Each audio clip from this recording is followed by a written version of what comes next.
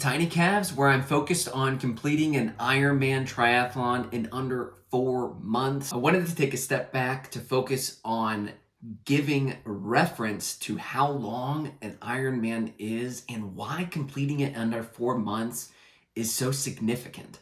As I've been saying in all my intros, I only have 4 months to train for this Ironman. The race day is on September 25th. Ironman is a company that specializes in triathlons, specifically the longest triathlon that is known at a professional race level. The one that I'll be doing is located in Tennessee, specifically Chattanooga, Tennessee. Part of taking a step back is to go over how long the distances are in each discipline. So the total distances in each discipline is 144.6. Now that's important to note because in the Chattanooga Ironman, you have 4 extra miles that are hidden within the cycling portion. 144.6 miles breaks down to 2.4 miles on the swim or 4,224 yards. 116 miles on the bike, which is over a century, and 26.2 miles on the run, which is a full marathon. Believe it or not, they're actually professional athletes that will push humans' physiology to the limit to race these long distance triathlons. If you look at competitive times for a pro and you compare them to an amateur, in order to run a pro event at the full Ironman distance, you're going to need to do under 8 hours for your time. A competitive time for an amateur is around 12 hours, and that will be the time that we will shoot for. To further break that 8 hours down at the pro level, the pros will complete their swim on average in about 45 minutes. It'll take them approximately 4 hours and 15 minutes to finish their cycling, and they will complete their marathon under 3 hours. Now, I know I will be nowhere near the professional level at that 8-hour mark, but I'm shooting for a goal of 12 hours, which is a highly competitive time for an amateur. So in order to complete the 12-hour mark, I'll need to do the swim in 1.5 hours, the cycle in under 6.5 hours, and I'll need to run a marathon under 4 hours. Which brings us to the next topic of pacing.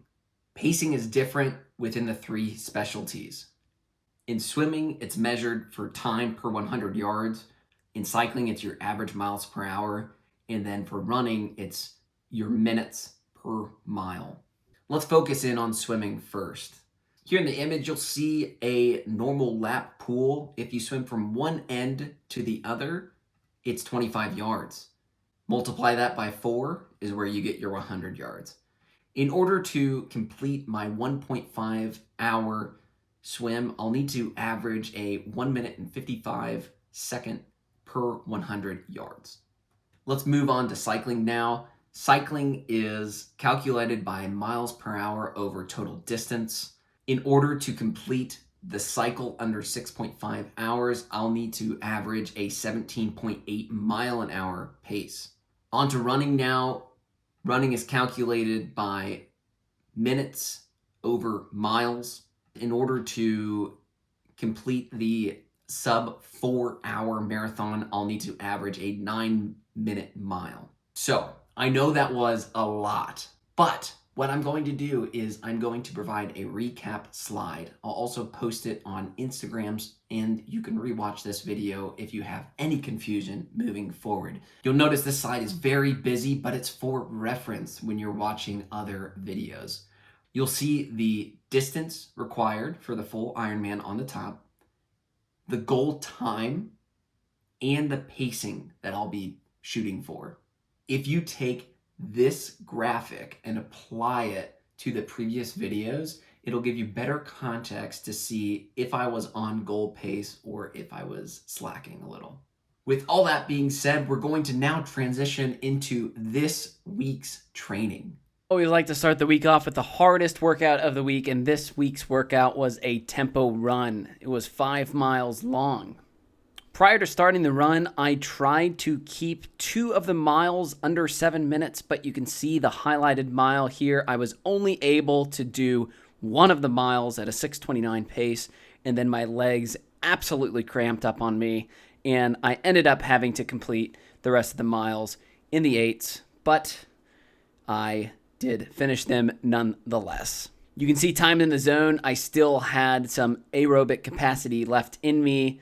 There was 34% spent in zone 4. Even though yesterday's run didn't go according to plan, today's swim went so well. I was able to swim for an hour and 15 minutes and almost hit the complete Ironman length at 4,100 yards and was able to keep a 150 minute per 100 yard average, which was under the proposed rate of 155 that I need to keep my time under 1.5 hours. With that amazing swim, I continued the momentum onto the cycle. We had a 17 mile an hour headwind. You can see right here, 93 degrees outside. We went for our usual route with 15 miles, and I was able to keep the 20 mile an hour average.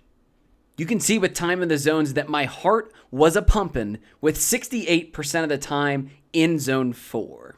The next day was a shakeout run. We went for 10 miles. It was blistering hot and still had that same windy conditions. 17 miles an hour, 88 degrees outside. Was able to get the 10 miles. Was a little slow on the pace, but it was a shakeout run, so we're not too concerned about that right now. You can see due to the heat, there was some time spent in zone 4, 25%, but most of the time was spent in zone 3. Next on the list was a short sprint swimming. We ended up swimming for 1,250 yards. If we come down here to the main interval, you can see that I warmed up for 500 yards and then did 5 100-yard sprints. You can see that my times were extremely fast. 123, 129, 127, 126, 126, and a couple of times on the 25-yard lengths, I was blistering fast at 17.3 seconds. And finally, to finish out the last ride of the week, we did 59 miles, 3.5 hours. Average was 16.7 miles per hour. This was clearly a shakeout ride. You can see most of my time was spent in zone 2 and zone 3, with some time spent in zone 1. Well, that's it. Another episode is in the books. Thank you so much for joining this week on Tiny Calves. And remember, if you're trying to accomplish any fitness goal that seems outlandish or impossible, I just want to let you know that you can accomplish it if you set your mind to it. As always, until next time, keep at it.